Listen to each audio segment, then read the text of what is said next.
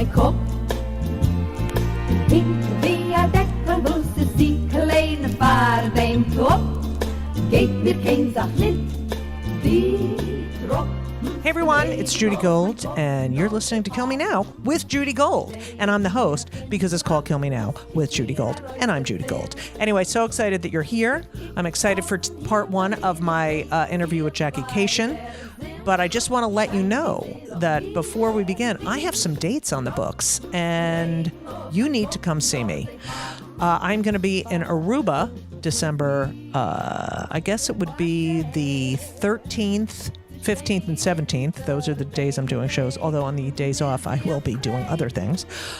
And on Christmas Day, I'll be at Stand Up New York in New York City, 7:30 show. And come see me in Carmel, Indiana. That's right, on January 15th. Carmel, Indiana at Feinstein's. And FYI, it'll be fucking freezing. So hope to see you live and in person. Thank you for listening. And welcome to part one of my interview with Jackie Kashian. Don't forget to listen to her new special, Staycation. Ladies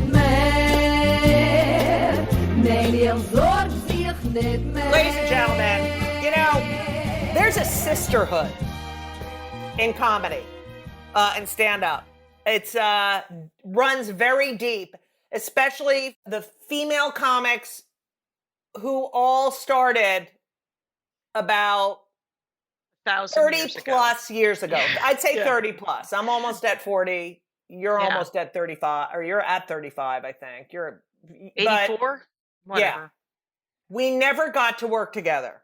So many of the women I interview, because they would only allow one woman on a show, we never got to work together unless it was a special event. And through the sisterhood of someone who you were hanging out with in New York or you knew from LA, you would sort of, it was like we're cousins. You know, they're cousins that you never see. And that's what our guest is to me today. I think she's hilarious. She's a true, and you know how I believe in this, a true stand-up comedian for the art of stand-up comedy, not to get something else. Not as a vehicle for something else. She's original. And she's hilarious. Ladies and gentlemen, Jackie Kashian is here! Woo! Oh my God, I couldn't feel more welcome. Holy smoke, I feel welcome. Listen, Jackie, I want to do your podcast with Lori. We don't have guests. Do you want to do my podcast where I have guests? Yes, the Dork podcast. Yeah, where you talk about the thing you love. Yes, and here's the thing. What do you love? Airplanes? I'm going to guess do you the fly Dork Forest. planes? Yes. What do I love more than anything? I love to guess. And literally, when I thought Judy Gold, I thought biplanes. You fly biplanes. So not even fucking close. I want you to fly a biplane. What do you love? It could be anything. It could be bees. It could be cross stitch. It could be astronauts. Yeah. I guess films about the Holocaust was taken, I'm sure. But no, A triumph of the will. In real time, please. There's two things I love more than anything besides human beings. Swimming in the ocean. Oh. And music. Right. Music is too big. You got to pick kinds of music. Okay, I would say learning a piece on the piano. Okay. To the point where that accomplishment of learning a piece and just being able, and I don't play for other people, so I'd just be playing for my, just going, wow, I got it. I could sit down and play this at any time. Is that what you're going for? For myself, yes. Yeah. But we're not talking about me, Jackie. But I want to know about this swimming in the ocean. I'll ask one question. Yes. Where do you park? Well, I'm in Provincetown right now. Oh, are you? Yes. You know, I lived in Provincetown for 3 summers. If I would have stayed, it would have just been alcoholism. So I did not. Wow. What summers were they? 88, 89, and 90. So I bought this house in 94 Wow. Okay. And I started working here in 92. Right. So I just missed you. And I've been you're trying. right. There's a lot of drugs and alcohol here, especially during the wintertime. There's just a choice: the meetings or the bars. Meetings or the bars. A lot of meetings here, apparently. Okay. Also, it's funny because you know, in the summer you'll see these, you know, these drag performers and these characters, and then in the winter you go to the Stop and Shop, and they're bagging groceries or you know. Right. Is it still, like, I literally haven't been there since 92, I think. And I miss it with the power of the sun. I miss it every year. Right. It's so beautiful. Is there still just the one grocery store? That's like an A&P? It was A&P. Then it was Grand Union. Right. And now it's a Stop and Shop. We called it the Goo, and now it's the Stop and Shit. Yeah. I lived there. I worked on McMillan Wharf at a hot dog stand next to the surf club. Yes. I called it Hot Dog Heaven. And the guy who owned it also owned Geppetto's Pizza Place in Truro. And so I worked at the hot dog stand from would have been June to September. And then I worked at the hot dog stand and the pizza place in the afternoon because it was only open in the morning. Right. And then the pizza place at night through September, October. And then I went to Europe with all the money I made. A lot of people do that. They make all their money and then they leave. But wait, so you never performed here? They would let me go up at the surf club on my birthday every year. And I was always so hammered that they were like, "You're not good at stand-up." And the jug band played every night. And it was the hot dog stand. You couldn't start drinking until noon if you worked the window. But if you worked the grill, you could start at 9. Wow. Yeah. I just and then did you live in Provincetown? Yeah. I lived on Front Street. The first year, we had a 1-bedroom apartment. There were 5 of us in a 1-bedroom apartment stacked like cordwood.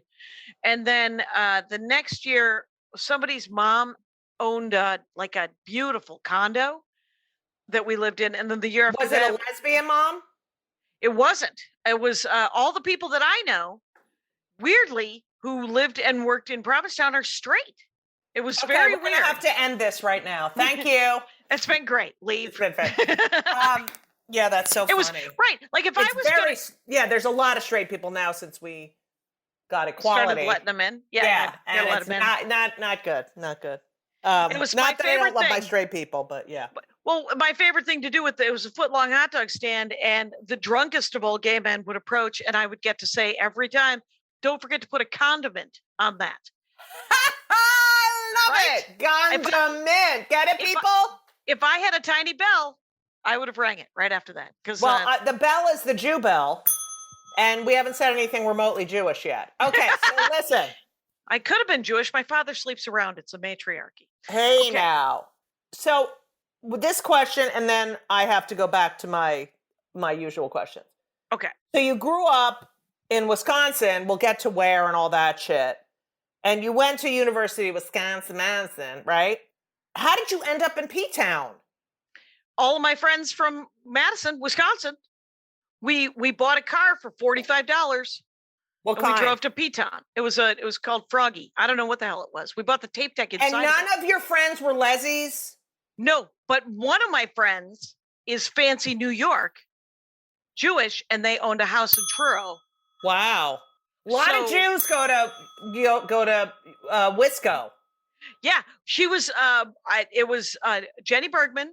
She sure, and she her parents had a house in Truro, and they and so she was like, "You guys, we can get jobs. We can all live stacked on top of each other. My parents won't let us live in their house," and so we all shared this. It's the best place to be at that age. Yeah, at 22. At that time. And at that time, because, But then the AIDS crisis hit really bad. Okay. So, Jackie, you were born in 1969, which 65. means... 65. 65. Sorry. Yeah. I know. I don't know why I wish. had 69 written down there, but yes, I knew it was 65. I knew it was 65 because I read it. In South Milwaukee, Wisconsin, you said it was a factory town, okay? Yep. And it's not the same as regular Milwaukee. It's completely fucking different. We have our own water treatment plant, which here in these troubled times, you're going to want in your own little town right there. Especially in Flint. So, Right. Your father, Elliot Kashian, no middle name. My father didn't have a middle name either. Right. Harold Gold. You were brought up by your stepmother, Nancy. You are the youngest of 6. Terry, Philip, Scott, Russell, and Darla. Is that correct? Yes, indeed. When you have a podcast, people fill in a lot of extraneous information into the Wikipedia where you're like, you don't need to know my stepmother's name. But there you go. She's dead now. I don't go, I try not to go on Wikipedia. But Who'd you call? I listen to interviews. There you go. I read interviews. I watch your stand-up. I visit you. So much more work than I do in the Dork Forest or Jackie and Laurie. So well, it's only because, you know why? It's because I am so fascinated by people's stories and not, look, you're promoting your podcast and your new special and your album, Stay Kashian. Yes, you would certainly listen to an interview because I named it Staycation in the hopes that people would pronounce Kashian. Would pronounce my name right. Right. But I was introduced. Staycation. And it's I said Stay Kashian, but the joke is staycation, like vacation people. That's right. Fucking idiots. So, your childhood, first of all, you're half Armenian, half Irish. That's it. I have a lot of friends who are half Italian, half Irish, and I think Armenian and I think that's a good combination because you're like ethnic, and then potato. Right, and then super pale. But most of four of my siblings are dark, and then my brother Scott and I are the lighter ones. We got the really. What does that mean? So it means more entitled. We were told that we were found on the street. So we were 6 children. I used to get that. Here's the thing. My brother and sister used to tell me I was adopted. Now, I'm 6'2", and I look exactly like my brother and my parents. And they were like, no, you were adopted. They were like, oh, that person's really tall. And it was like, and I believed it. Like, I fucking believed it because when you're the youngest, like you fucking believe everything they say. Absolutely. Now, your parents... They met when they were 16 and 17 years old, correct? Yes, truth. They started dating. Your mother got pregnant. Yep. And your dad went into the Navy, became a medic, and was moved to the Marines. Is that correct? That is correct. Thank you. They had 6 children in 10 years. Yep. Your poor mother. I know it. I picture her in heaven, which is devoid of children. Right. And you talk about, or you have talked about, that even though you were the youngest of these 6 kids, your mother was still a baby when she had you. Yeah. I mean, she was a baby when she had all of them, but... Yeah, she was 26 when I was born. Right. And you have to have mercy for these people eventually. So how old, she must have been, 17, 18 when her first child was born, or? Yeah. I think it was 18. Okay. I have a 20-year-old and a 25-year-old, and I don't want either of them. Neither of them are ready to have children. And it's like, you think of the people of our generation, and you call yourself a Gen Xer a lot. And I feel like I'm a Gen Xer, but I'm the last year of baby boomer. Yeah. Don't you think I should be a Gen Xer? Yeah. Okay, yeah. thank you. I think that the generational thing is complete and utter bullshit. Right. Remember that book Generations was the one that kind of defined it, and then that guy wrote the book The Greatest Generation. Yes, I've heard you talk about that. Yeah, and that's dumb. But I mean, I just think that. And who the fuck said your generation is the greatest fucking generation? You fucking asshole. Right. My brother Russ used to make a joke about it. He was like we all wouldn't have fought the Nazis, and then here we are. Here we are with an opportunity to fight the Nazis. Fight them again. Yeah, isn't that great? Thank you.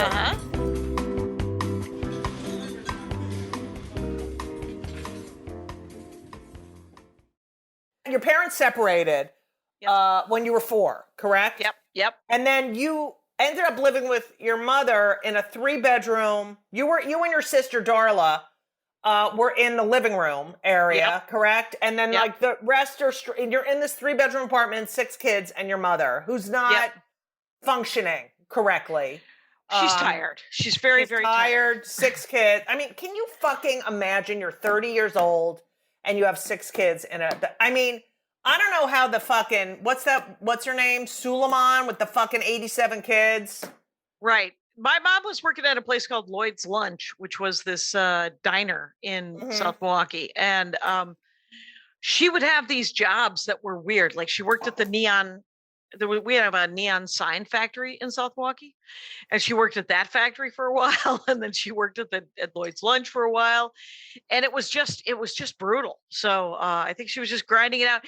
And she wasn't good with money. Huge shocker. Your money skills aren't great when you start being given a check when you're 18 going, all right, you take care of all this. I'm gonna go to work. Right. And my dad, he was like, he just did what his dad had done, which was give his check to my grandfather gave. But that's so that generation. Generation. Yeah. And my grandmother was 40 when my dad was born. Oh, my mother was 41. Yeah. Yeah. So she knew how to, and she had lived through the genocide. Right. And she knew how to, she had a garden, right? I mean, she was recycling before recycling in the 40s. Come on. And but my mother, she was 18, she was 20, she was 25, and she would do these things where she didn't know, she would have a lot of money and then she would have no money. She was stuck with 6 kids alone. You know, my grandmother helped a little bit and neighbors were kind of there, but mostly we just ran free. And she was like, I need a hobby. And so she started drinking. And then they parted ways, and everyone's always surprised that we all turned out okay. I right? know, it's amazing. It's amazing when we'll get into it, but it's just really amazing how functioning you are. And your sister's like, you know, a badass, like chef, and then like big into money and financial. Yeah. Yeah. Is she a leslie, your sister? My sister is a lesbian. Yes, I knew it. I looked her up and I was like, if she's not a leslie, her hair is. So love as you, are Darla. her shoes. Darla? I love you, Darla. Yeah, and she works at RBC Dade Roush, or she's a financial advisor, socially, and she's on all these boards. She used to do like development for nonprofits. Yes. And then at one point she was like, what if I just become rich and just be on the boards? And why didn't I think of that, Jackie? Yeah. Because I need fucking attention and I have to fucking do this shit. You know? I don't know if you think like this, but I always, there's so many people now. I just turned 59. Happy birthday. Thank you, Jackie. I know yours is in July and I'll wish it. But, you know, I don't know if you do this, but I look at these, there's so many people I know now who are at the end of their careers that they they chose, and are talented musicians who, you know, put that aside, or they always wanted to be a chef, but they blah, blah, blah. And now they're doing it and they're rich. And it's really fucking annoying. You know what I mean? And I look at them and I'm like, wait a minute. Wait, you're going to do stand-up comedy now? I fucking suffered like an asshole on the road for like how many fucking, and you're like rich and like, fuck you. It's so annoying. Well, okay, you could be positive. Right. Yeah. I was going to be positive and just go, here's what I would love for you is for you to play the piano publicly. I would like that too. I mean, I do it in Better Things, and I've always had and my mother, she wanted me to do that so badly, and my father. Yeah. But I have to figure out a way to incorporate. There are 2 different sides of my personality. You know what I mean? Like, yeah, you get to be a whole person, Judy Gold.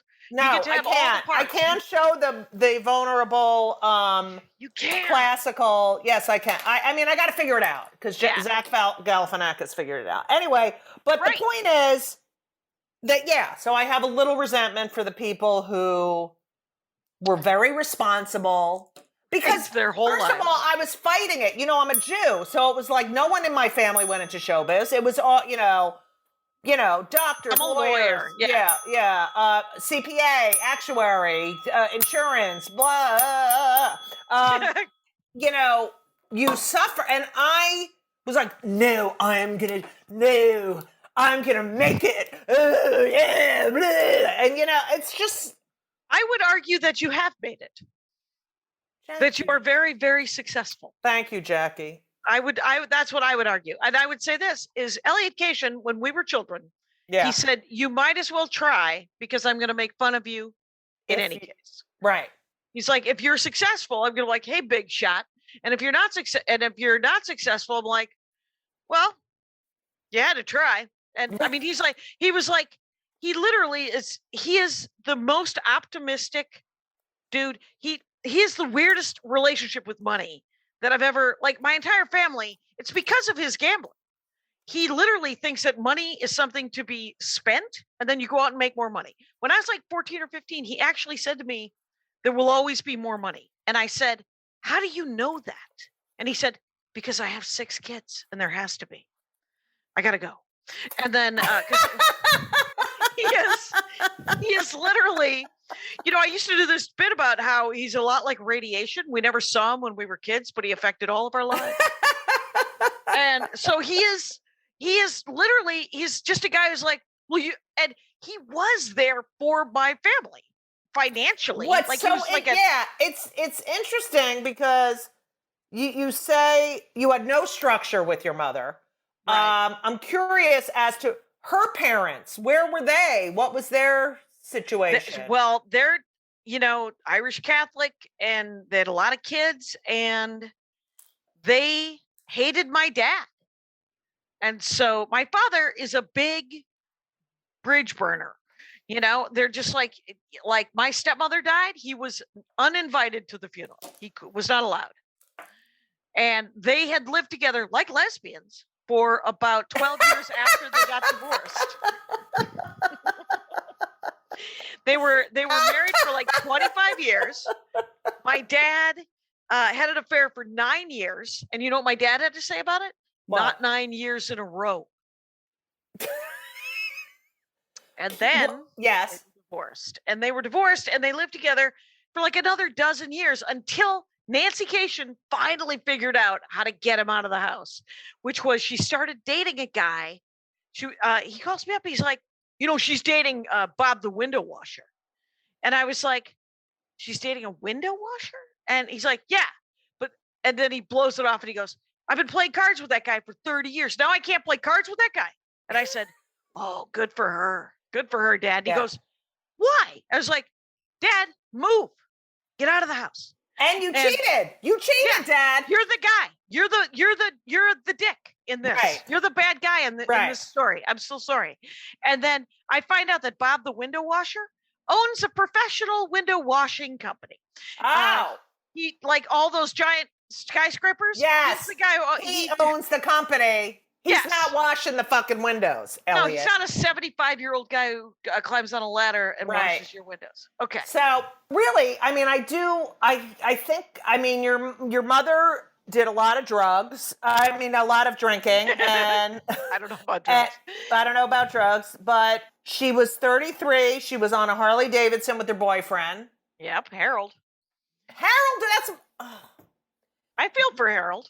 Harold, my brothers liked Harold, Really? Did Harold live with you before? No, they were boyfriend, girlfriend, but my brother Phil's like, I think they were going to get married. I think that she was going to finally get a divorce, but she was Catholic.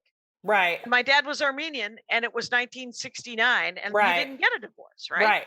Was Harold like a functioning adult, or would he have been able to support the kid? I think so. He could afford a Harley Davidson in 1972, right? And they have never been cheap. So I think he had an okay job, but they were both super drunk. Right. So he was a big drinky drinkerson too.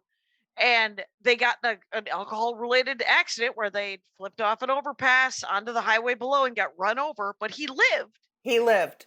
But he was, I believe, in traction for for the funeral. He did not make the funeral. And so you were 7 years old and your mother is killed. I had just turned 8.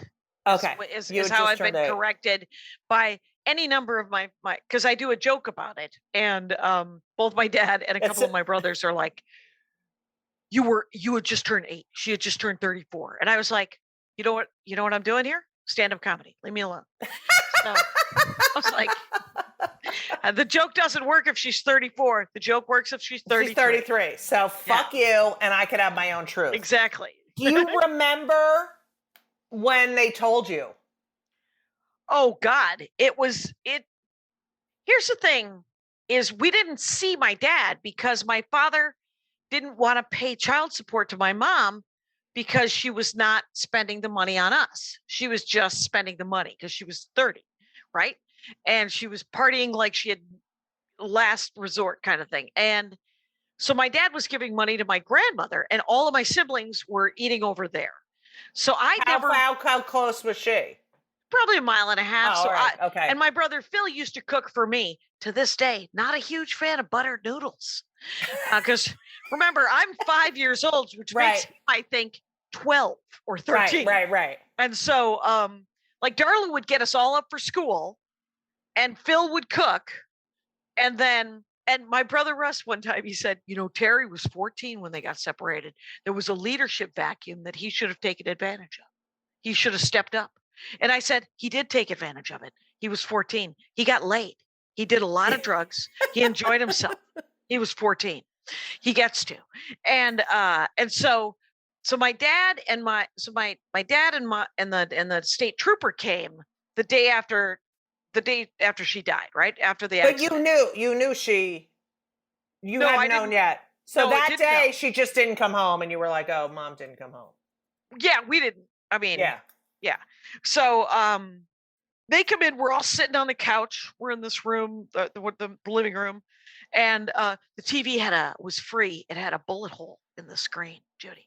This is like a scene out of a movie. What? But it still worked. It worked and it had a bullet hole in the screen. Yeah, just the screen had a bullet hole. It didn't hit the tube or anything. So, but so you could watch television. Anyway, where was the hole? Was it in the middle, the right? On the right. It was upper left, actually. Upper left. Okay. Yeah. I needed that visual. Okay. It's would have been great if it would have been where that, remember that the boo. Yes. That would have been kind of great. Yeah. But so we're all sitting on the couch, and I'm sitting next to my brother Russ, my dad, and the state trooper come in to tell me, to tell us all. And I turned to Russ. I'm like, "Who's the other guy?" And Russ hits me and goes, "That's Dad, dummy." And I was like, "Oh, no way." Yeah, didn't recognize him. Hadn't seen him in how long? Hadn't seen him in 3 years. I was 4 when they parted. Yeah. And Russ was the only one who saw him because Russ was essentially the mule of the money. Right. He would have lunch with my dad like once a week in Cudahy, the next town over. And then he would bring like a paper bag full of cash to my grandmother. No way. I guess. That's what I pictured. Oh my God. I just want to hug you. Okay. I know. I've done some reparenting. Okay. So you're sitting there, your siblings freak out and you're like, wait, what? Like, cause you're so young, but yet you're not so young to not understand.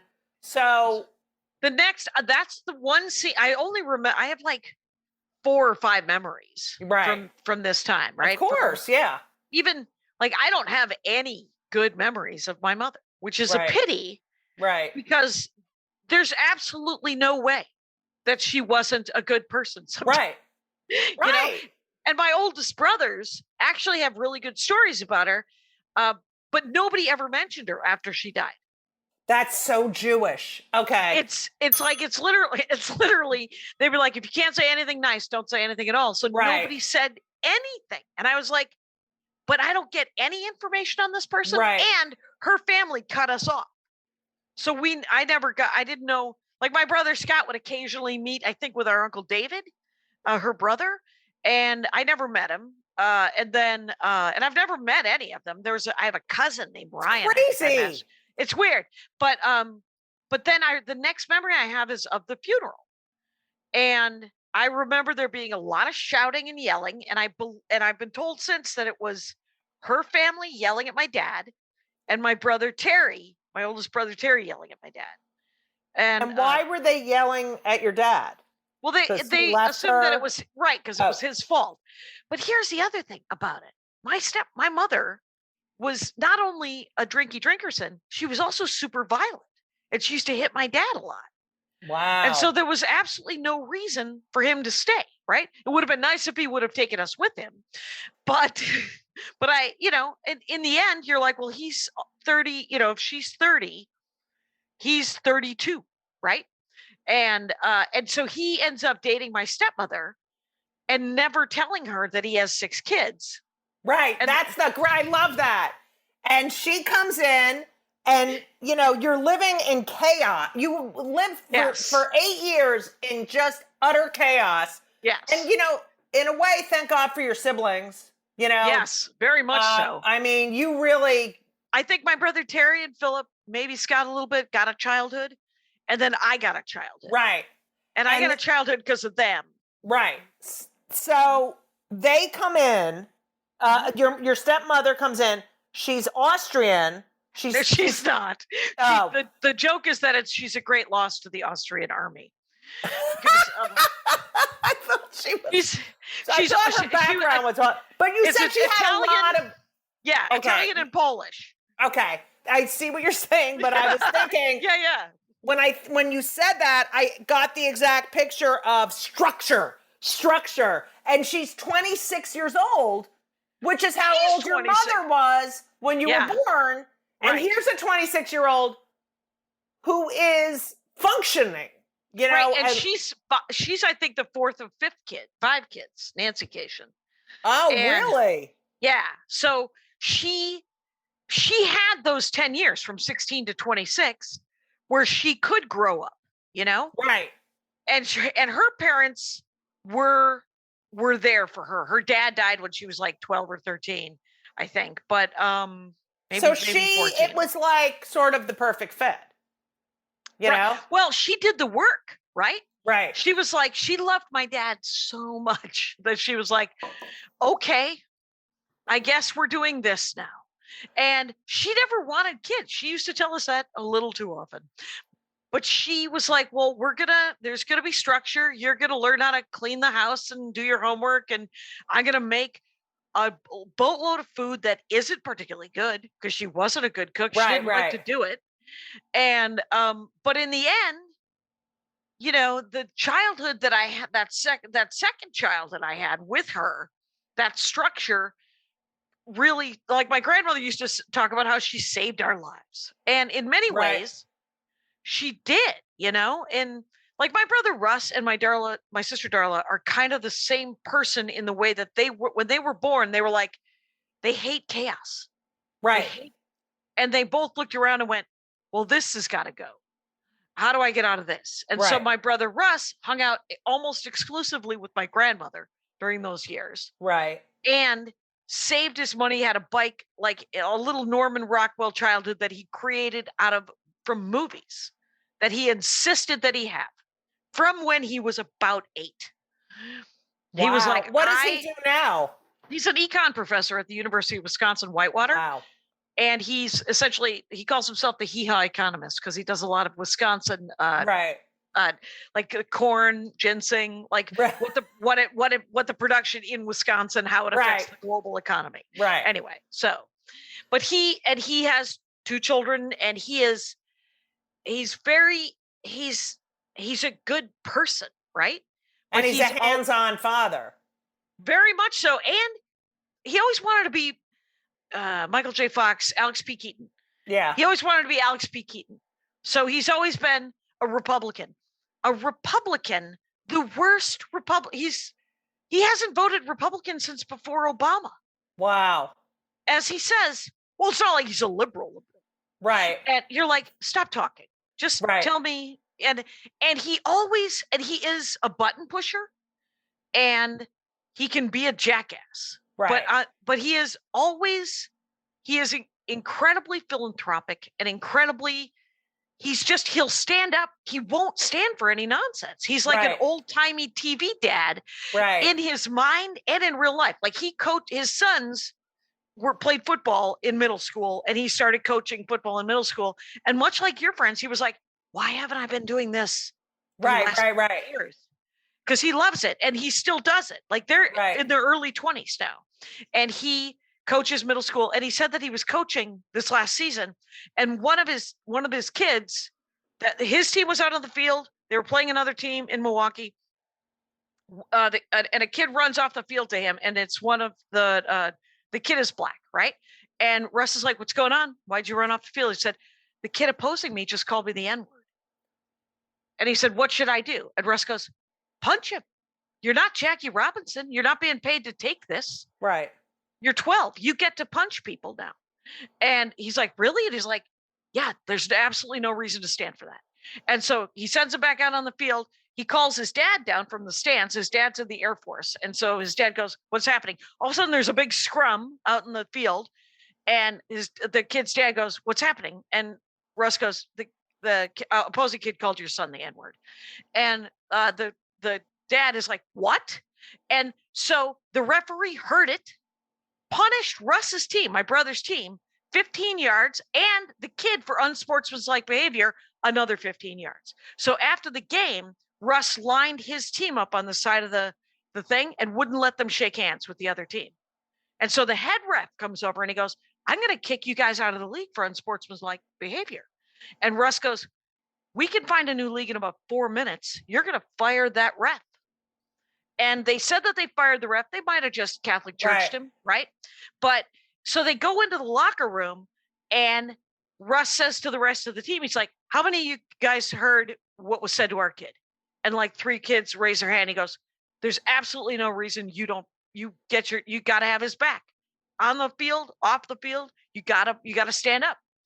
He could be obnoxious, but he's not a bad person. He's such a good person. Right. I'm just happy to be related to him sometimes, you know? I had Other times he's a dick. Anyway, go ahead. Well, similar thing happened with Henry and baseball. I don't know if Laura probably knows if I ever told the story, but Henry was playing baseball in the West Side Little League, and he was a catcher. Anyway, one of the kids called him a faggot. And my kids don't take that shit. And so I'm shocked that you would raise your children to stand up for themselves. God damn it. So Henry is like, don't you call me a faggot. I have 2 moms. My moms are lesbians. Don't you ever, whatever. And the coach from the other team came over and apologized, went back to his team, and came out to his team. Oh my God. Bling! That's why you do it. Right. So that everybody Representing, feels and you safe. have to have each other's back, and you can't ignore this shit. Okay. It doesn't make any sense to ignore it because it's not going away. Right.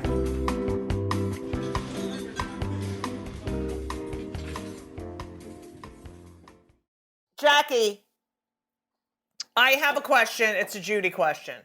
Okay. Did you love Nancy Kashian? Yes. And here's the thing about that is that that's the stepmother for the listeners, in case. Yeah, it's literally. I mean, Nancy Kashian. I have so much. She did things wrong, right? She was not perfect, and she was. I mean, my older siblings had. In some ways, Nancy took over Phil's job. She took over Darla's job, and my older brothers were feral, right? Like Terry and Phil and Scott, they had raised themselves. Right. And they're like, you're not going to tell me I have to be home at 5. Right. And she was super strict. And quite honestly, she was a little cold. So it wasn't lovey-dovey at all. She rarely told us that she loved us until. It was tough love. Yeah. Until we were out of the house. And she's like, I love you kids so much. And you're like, you have never said that to us. Right. And so it was hard for anybody to really believe it. Do you think that she thought if she told you that a lot, you would take advantage of her? Well, she did have my father as an example. Yeah. She probably thought that there would be even more expectations on her. Right. Did you? And she was already trying to fulfill so many things. And you definitely felt a child's love for your mother, your biological mother, correct? No. You didn't? No. Here's the thing, is I barely knew her at all. And what I knew of her was violence. Right. So one of the biggest guilt trips of my life was not being sorry that she was dead. Wow, that's fucking heavy. It was heavy. When you're 12, wandering around, I used to walk. When Nancy came, she was like, you can go wherever you want in this town. You just got to be home by 5. Right. And then after dinner, and you do dishes. Yeah. And then you do dishes. And there was a chart, right? Some people washed, some people dried. If you washed, you had to sweep the floor. If you dried, you had to wipe down all the surfaces. And it was strict. Like Darla was in charge. If you washed, you had to take out the garbage. If you forgot, you had to take out the garbage the next day as well. And if you forgot, that it was exponential. So eventually, Darla took out the garbage for the last 4 years she lived. And when the day she turned 18, she moved out. And I have to say this place was full of garbage. Yeah. Yeah. And this, you will find this interesting, how we found out that Darla was gay. Darla told me she was gay. And I was like, what does it mean? And she's like, I like women, Jackie. That's what I'm saying. I just want you to know, because it's going to come out in the paper. And I was like, what? And she said, I'm on the Gay Rights Commission for the state of Wisconsin with the governor. And she was 18, 19 years old. And love her. So I get a call from my Aunt Alice saying, that's just Darla being weirdly political, right? She's not really gay. And I was like, no, think she's gay. And Nancy. Alice Kashian, my 95-year-old great aunt. And she was a great cousin, but whatever. But the thing is, but Nancy and my dad, Nancy was like, we don't care that you're gay, Darla. We care that we have to find out through the paper. Right. And now we have to tell everyone is like, is this true? And we're like, I guess she didn't tell us. And so, I mean, and the thing is there was a lack of, my dad did the same thing he did with my mother. He gave Nancy the money and then it was it, right? Right. And he didn't care. So it was. But the thing is about all of this that is so compelling and fascinating is that your sister and brother were student body president. Oh, yeah. You were the editor of the school newspaper. Yep. They grew up in chaos. Yeah. But there's had to be something. It was the church and my grandmother. My dad's mom and the Armenian church and Nancy Kashian. Literally, we would go, the church really saved my brother Russ a great deal. And then, and we went every Sunday. One of my favorite stories is they got a new Sunday school teacher when I was about 9 or 10.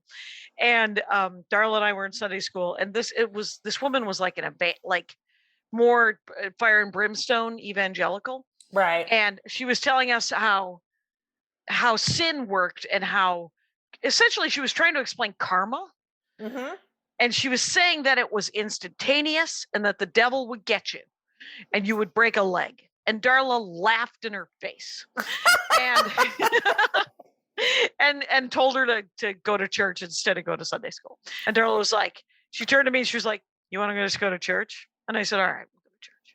So, because church in the Armenian church is 3.5 hours. Oh my God. It's like the Jewish, the synagogue. It's too long. It's so long. Like Saturday morning, you're there for 3.5, 9 to 12:30. You know that Darla converted to Judaism. I love you, Darla.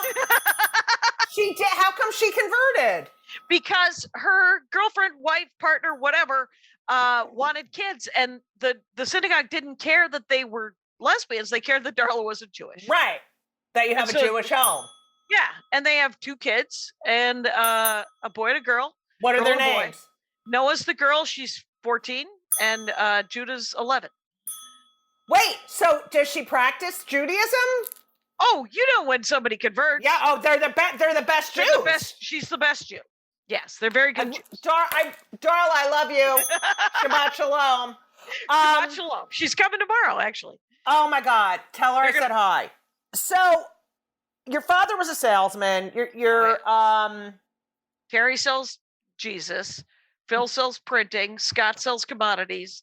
Darla's a financial advisor, and I sell jokes. And you sell jokes, and you went to University of Wisconsin-Madison, which is an excellent school. Better now than it was then, but it well, was every school. Don't you think yeah. every school is better now than it was then? And not everyone went to college. I mean, this generation was the first generation of your family to go to college, right? To finish high school. Right. So the fact that these kids are all educated beyond high school. Yeah. Russ was the first one. He was like, I'm going to college. And he talked to the advisor, like the guidance counselor in high school. Counselor, yeah. And he was like, I don't want to take shop. I want to take calc. And he was like, your family doesn't take calc. You guys take shop. And Russ goes, I'm taking calculus. I'm taking advanced English. I'm going to college. And Mr. Hansen was like, was it Hansen or Harris? What the hell was his name? It doesn't matter. He was like, okay. He's like, Jesus, all right, well, watch you fail. And Russ did not fail. And he was the manager of the football team, and he was great. And then Darla comes along, and they wanted to take home ec. Oh, please. Remember those fucking classes? Wait a minute. I remember. Do you remember this? Yeah. I wanted to take shop. Shop. Was not allowed. Well, look. I've shown this before. When I bought this house, okay, you see those? Yeah. Okay. Where are they? When I bought this house, my mother is like, I have a housewarming gift for you. These are candlesticks I made in 7th grade shop that she saved. Oh my God, your mom made those? No, I made them in 7th grade shop, and she saved them. Yay! I hated home ec. I fucking hated that shit. I can't believe it. But I just find it fascinating the level of that they were individuals, that they, they stuck up for themselves. They saw a better path.